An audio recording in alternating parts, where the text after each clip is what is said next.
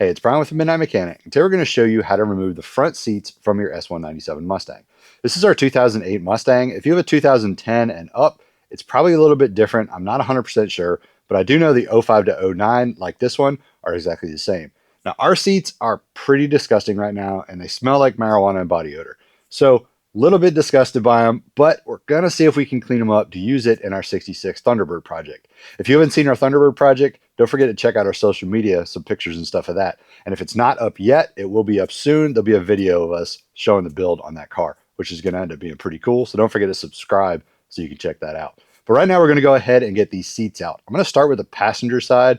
The driver's side is electric, so it's a little bit different, and ours is actually messed up. But we're going to show you the good way to do it as far as with the passenger side, even though this is a manual one, and then we'll move over to the driver's side. All right, so the first thing to do is go ahead and move your seat all the way back. Ours is already pushed all the way back on here, but that way you can access the front bolts that we're going to take out first. So what we're going to do is remove those front bolts, and then we're going to slide the seat forward and go ahead and remove those back bolts. Now here are the front bolts. There's one here, and over here, there's another one. Take out those two. We're just going to go ahead and use the impact and buzz those out. Now these are 13 millimeters.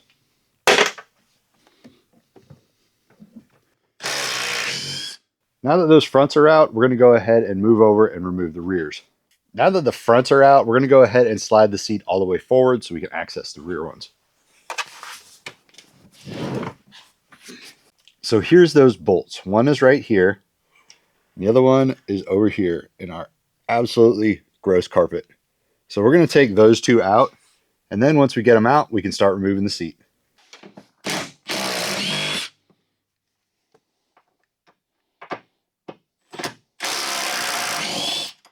So the next thing that you're going to need to do is there's two electrical connectors under there for the airbag sensor and for the seatbelt warning stuff. There's two plugs that's really easy to get to. So what you're going to do is rotate the seat backwards. Then you can reach under there and undo those two plugs.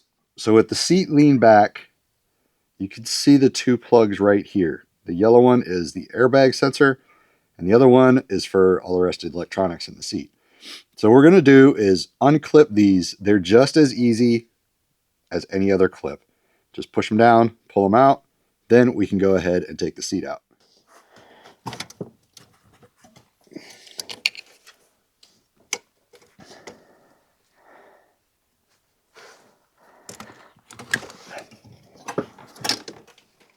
So our car is obviously stripped down. The door is completely off of it, so it's going to make it really easy for us to get it out. If you have a door still on it, which you probably do, leave the door all the way open and just work the seat out. Sometimes it helps to rotate it just a little bit forward, and then you can get it out a lot easier. But try to make it as compact as possible to make it as easy as possible. We're just going to pull it out, though.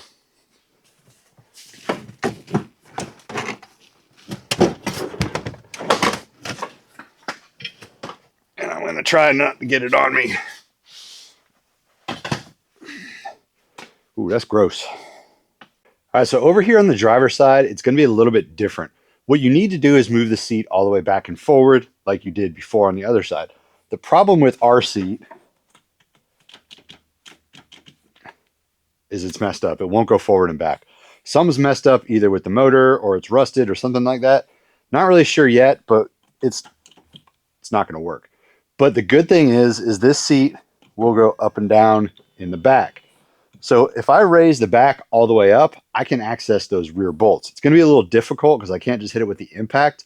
I might have to use a wrench, but I can still access them. So what I'm going to do is remove the front ones exactly the same as the way I did on the other side. And then I'm going to come get the rears with a wrench.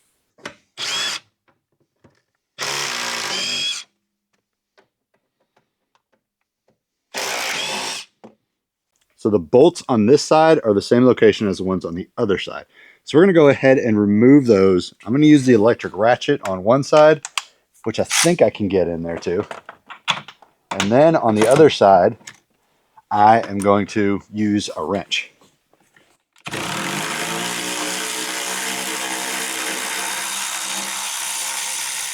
So I'm going to have to use a wrench on this side to get to it.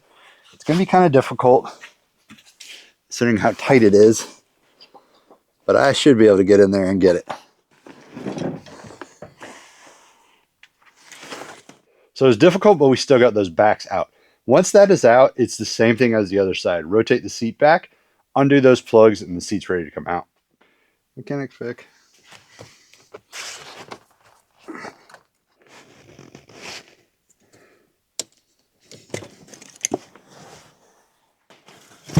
This one's more of a pain because I can't move it. Oh God, the seat's disgusting. So they come out really easily. Even if you have a problem like we did on the driver's side, we were still able to get it out. Just make sure that you undo those electrical connections before you start trying to yank it out of the car and you realize that you have a problem.